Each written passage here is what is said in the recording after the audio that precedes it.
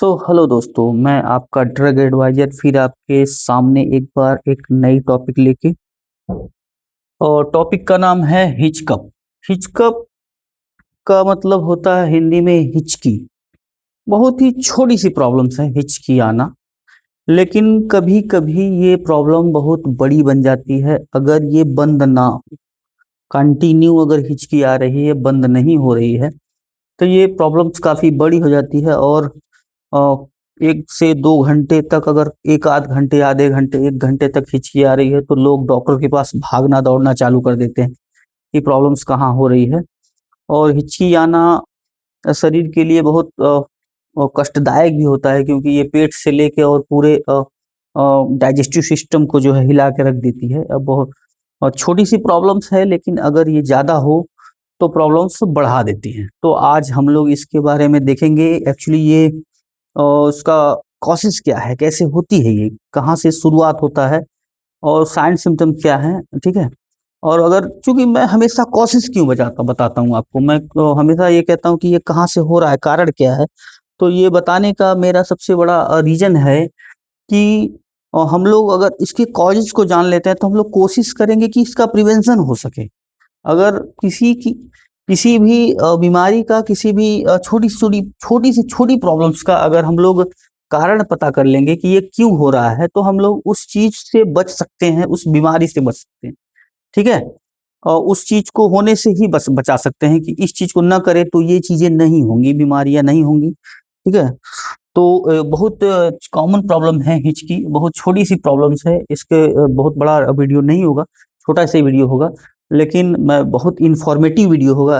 कुछ दवाओं के बारे में मैं बताऊंगा जिससे आप यूज करके इसको ठीक कर सकते हैं। अगर ये रिलीफ नहीं हो पा रही है, कुछ घरेलू उपाय भी बताया जाएगा जिससे हम लोग इसको ट्रीट कर सकते हैं। ठीक है, तो आगे देखते हैं, चलिए। ठीक है, कॉजेज देखते हैं क्यों ये कारण क्या है, ये हिचकी कहाँ से आती है, होती क्यों है। ठीक है, इसको थोड़ा सा हम लोग एक सिंपल वे में देखते हैं। हिचकी क्या है, हिचकप, हिचकप बोलते हैं इसको इंग्लिश में। ठीक है। ये क्या होता है, डायफ्राम जो होता है हमारी छाती के अंदर, डायफ्राम होता है। ठीक है। डायफ्राम छाती और पेट के बीच की मांसपेशी। ठीक है। इसको हम लोग डायफ्राम बोलते हैं, छाती और पेट। ठीक है, छाती, यहाँ पे छाती और पेट के बीच में इतने जो मांसपेशियां है, जहाँ हम लोगों का स्टर्नम रहता है, एक हड्डी होती है स्टर्नम, हम लोग छाती के बीचों बीच रहती है। वो रिब्स को जोड़ती है इस तरह से। ठीक है, सारी रिब्स को जोड़ती है, इसको स्टर्नम बोलते हैं हम लोग। स्टर्नम के नीचे हम लोग का पेट होता है। ठीक है, और उसके ऊपर जो हम लोग को छाती होती है, इसी बीच के पार्ट को हम लोग डायफ्राम बोलते हैं। इसके मसल्स को हम लोग, मांसपेशियों को डायफ्राम के रूप में देखते हैं कि डायफ्राम है ये, डायफ्राम छाती का एक हिस्सा है। ठीक है। इसकी मांसपेशियों में अचानक होने वाली ऐंठन या सिकुड़न को ही हम लोग हिचकी बोलते हैं। अचानक से इसमें सिकुड़न होने लगती है। और ये इंटरनल की बात होता है, ऐसा ऊपर से सिकुड़न नहीं होगी, इंटरनल की बात हो रही है कि अंदर से सिकुड़न होगी। तो जिससे हिचकप की जो है एक आवाज आती है। इसमें क्या होता है, जिसमें सांस लेने के दौरान स्वर यंत्र, जो हम लोग का वोकल कार्ड है, स्वर यंत्र बोलते हैं इसको, वोकल कार्ड बोलते हैं, वॉइस बॉक्स बोलते हैं उसको, वॉइस बॉक्स, जहाँ से आवाज निकलती है। ठीक है, वोकल कार्ड बोलते हैं, अचानक बंद हो जाते हैं। ठीक है, वोकल कार्ड जो है, वोकल कार्ड खुलते हैं, बंद होते हैं।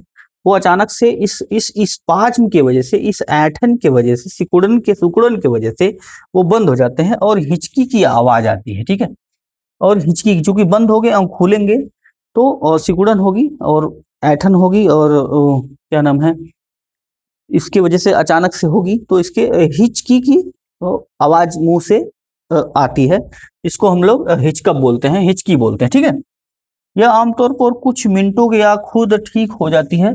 और ये नॉर्मल सी प्रॉब्लम्स है, मैंने आपको बताया भी।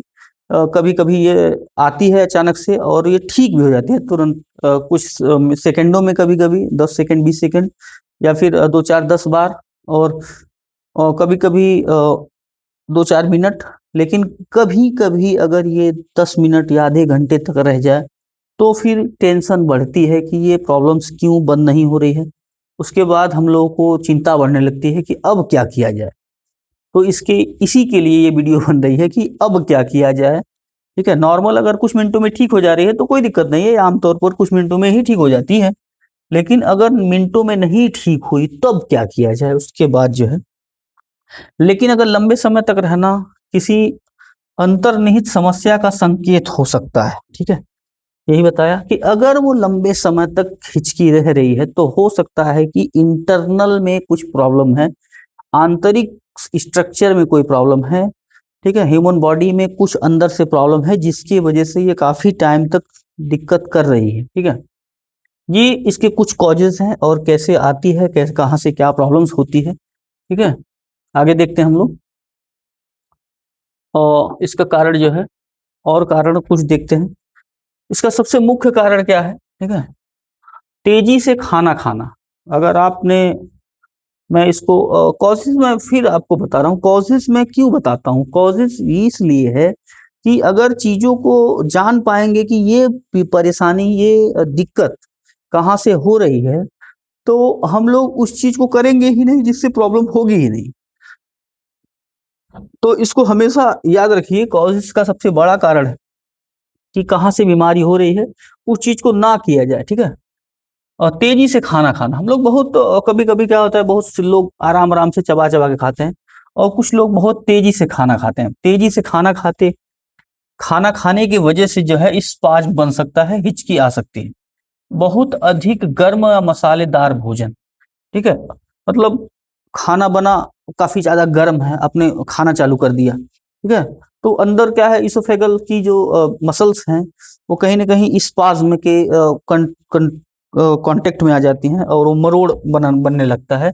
शरीर किसी भी चीज को जलन वाली चीज को बर्दाश्त नहीं कर पाता। ठीक है, बहुत मसालेदार भोजन करेंगे। ठीक है, शराब का सेवन, ठीक है, अगर अल्कोहल ले रहे हैं तो भी प्रॉब्लम्स एलर्जी की वजह से हो सकती है। पेट फूलना, गैस में अगर पेट फूल गया है, गैस ज्यादा हो रही है, अचानक पेट के तापमान में बदलाव, पेट में टेम्परेचर जो है, जो बॉडी नॉर्मल ह्यूमन टेम्परेचर होता है, अचानक से आप लेते हैं बॉडी ठीक ठाक है लेकिन पेट में ठंडापन महसूस हो रहा है। ठीक है, पेट ठंडा लग रहा है, सीने में कुछ ठंडे महसूस हो रहे हैं, इसके कारण जो है हो सकता है। ठीक है, कुछ जो है इमोशनल कारण भी हो सकते हैं, भावनात्मक कारण जो है, इसको इमोशनल बोलते हैं। बहुत ज्यादा हंसना।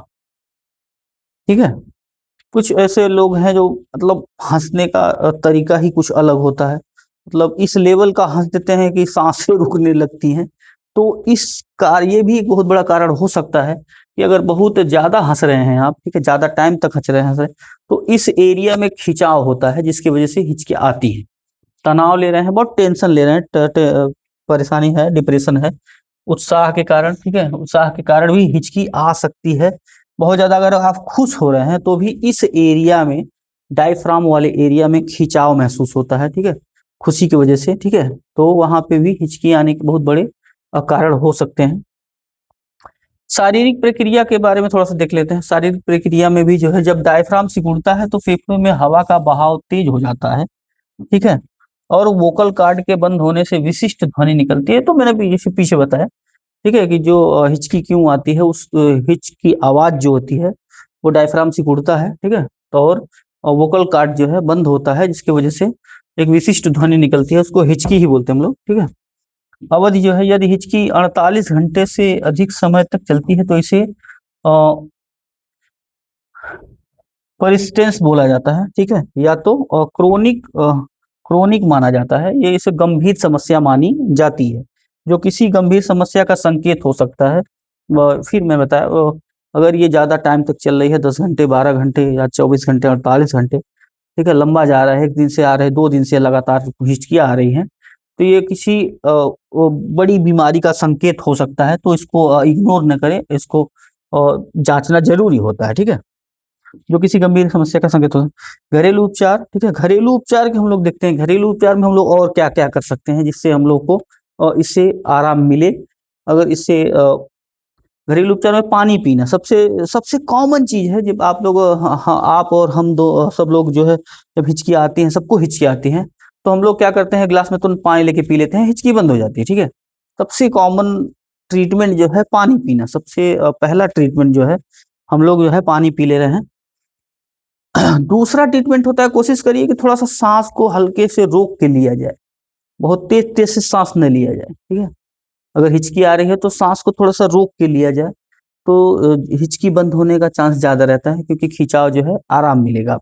और बार बार आप बहुत तेजी तेजी सांस लेंगे तो डायफ्राम और फेफड़ा जो है, फेफड़े में हवा जो है भरती रहती है, जिसकी वजह से हिचकियां बहुत तेज तेज से आने लगती हैं, ठीक है। और गले में आराम देने वाली तकनीकें हिचकी रोकने में मदद कर सकती हैं, ठीक है। गले में जैसे अगर कुछ परेशानी हो रही है तो उसको अगर आप कोशिश करिए कि गला आपका आराम मिले, इसके हिचकी रुकने का भी चांस रहता है, ठीक है। और देखते हैं, अगर इस इन सब चीजों से अगर आराम नहीं मिला है, पानी से आराम नहीं मिला है, थोड़ा सांस को सांस लेने में, अगर सांस लेने की सिस्टम को बदलने से हल्की आवाज अगर नहीं मिल रही है, ठीक है, तो हम लोग थोड़ा सा एलोपैथिक ट्रीटमेंट भी करते हैं, क्योंकि मान लीजिए अगर उससे आराम नहीं मिल रहा है तो हम लोग कोशिश करेंगे कि इन सारी दवाओं से अगर आराम मिल जाए आपको, ठीक है। तो हम लोग स्टार्ट करते हैं दवाओं को। तो सबसे पहले हम लोग देखते हैं कि यहाँ पे एक सिरप आता है रीड करके। ये क्या होता है? एंटीहिस्टामिनिक सिरप होता है, एंटी एनेस्थेटिक।